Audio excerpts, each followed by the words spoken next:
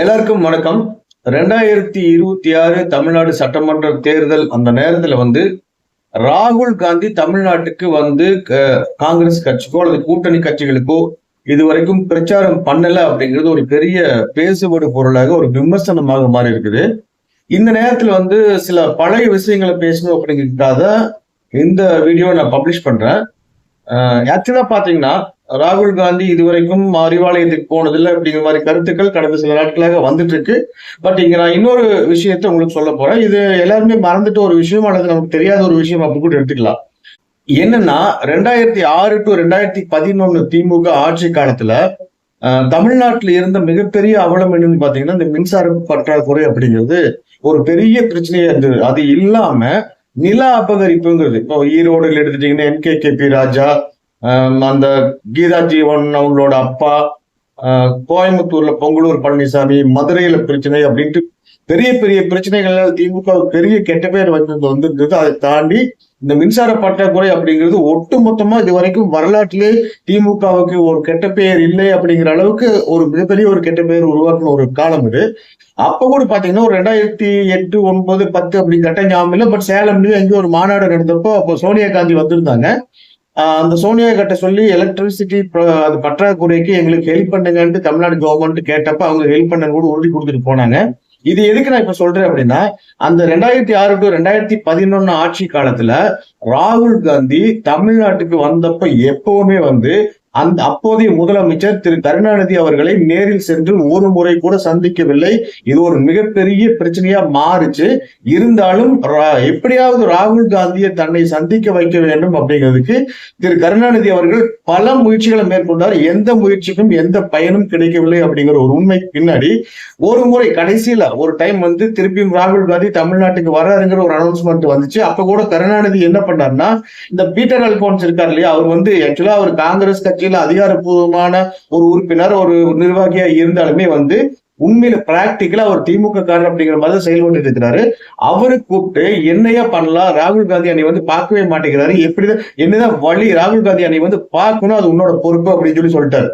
அதை வச்சு பீட்டர் அல்போன்ஸ் வச்சு ஒரு கோரிக்கையை எழுப்புறதுக்கு ஐயா கருணாநிதி ஒரு ஏற்பாடு பண்ணார். அது என்னன்னா, MMC நமக்கு நல்லா தெரியும், சென்னையில மெட்ராஸ் மெடிக்கல் காலேஜ் ஹாஸ்பிட்டல் ஒண்ணு இருந்தது. அதுக்கு இந்த ராகுல் காந்தி தமிழ்நாட்டுக்கு வர்ற நேரத்துல அந்த ஹாஸ்பிட்டலோட பேரை ராஜீவ் காந்தி பேர்ல மாத்துங்க அப்படின்னு சொல்லி ராகுல் காந்தி தமிழ்நாட்டுக்கு வர்ற அந்த நாள்லதான் ராஜீவ் காந்தி அரசு மருத்துவமனை தமிழ்நாடு அரசு, அதாவது முதலமைச்சர் கருணாநிதி பெயரை மாற்றி உத்தரவிட்டார். அந்த உத்தரவிட்ட பின்னாடியும் கூட ராகுல் காந்தி ஐயா கருணாநிதியை நேரில் சந்திக்கவில்லை. இது ஒரு மிகப்பெரிய குறையா இருந்தது. அப்புறம் எப்பதான் கருணாநிதியை ராகுல் காந்தி பார்த்தார் அப்படின்னு நீங்க கேட்டீங்கன்னா, அவர் காவேரி ஹாஸ்பிட்டல்ல கடைசி காலத்துல படுத்திருந்து அவர் காலமான பின்புதான் ராகுல் காந்தி அந்த கருணாநிதியை பார்க்க வந்தார் அப்படிங்கிறது ஒரு மிகப்பெரிய உண்மை. இந்த உண்மை பலருக்கும் தெரியாது அப்படிங்கிறதுக்காக இந்த வீடியோ நான் பப்ளிஷ் பண்றேன். அதாவது 2006 to 2011 ஆட்சி காலத்துல சோனியா காந்தி தமிழ்நாட்டுக்கு நிறைய முறை கருணாநிதியை பார்த்திருக்காங்க. ஆனால் ராகுல் காந்தி ஒரு முறை கூட கருணாநிதியை மதிக்கவில்லை, அவரை பார்க்கவில்லை அப்படிங்கிற ஒரு மிகப்பெரிய பின்னணி இருக்கு. அப்படிங்கிறத தாண்டி இன்னொரு விஷயம் பாத்தீங்கன்னா, சோனியா காந்தி பிரதமர் ஆவார் அப்படின்னு முதல்ல முன்மொழிந்தது ஐயா கருணாநிதி தான். அதே மாதிரி ராகுல் காந்தி பிரதமர் ஆவார் அப்படின்னு முதல்ல முன்மொழிந்தது ஐயா ஸ்டாலின் அவர்கள் தான். இந்த ரெண்டுமே ஒரு வெற்றி பெறாத ஒரு ஆசை, நிராசைகளாக மாறிட்டு இருக்கு அப்படிங்கிறத நம்ம கவனிக்கணும். அதாவது அவங்க சொன்ன அந்த அவங்களோட ஆசைகள் நிராசைகளா மாறிட்டு இருக்கு. அப்போ ராகுல் காந்தி பிரதமராக வேண்டும் அப்படின்னு ஸ்டாலின் ஐயா எதுக்கு சொல்லியிருக்காரு அப்படின்னா, அந்த உறவுகளை மேம்படுத்த வேண்டும் அப்படிங்கிற ஒரு எண்ணத்துல சொல்லியிருக்காரு. அதன் அடிப்படையில கடந்த சில ஆண்டுகளாக கூட ராகுல் காந்தி ஒரு நெருக்கம் காட்டியிருக்கலாம்.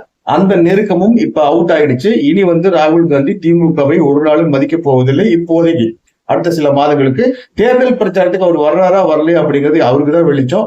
பட் வந்தாலுமே இப்ப பாண்டிச்சேரிக்கு பிரச்சாரம் வந்தப்ப கூட ஸ்டாலின் அப்படிங்கிற பெயரை அவர் சொல்லவே இல்லை, அவரோட பெயரை ஸ்டாலினும் சொல்லுங்க அப்படிங்கிறது அதுவும் ஒரு விமர்சனமா இருக்கு.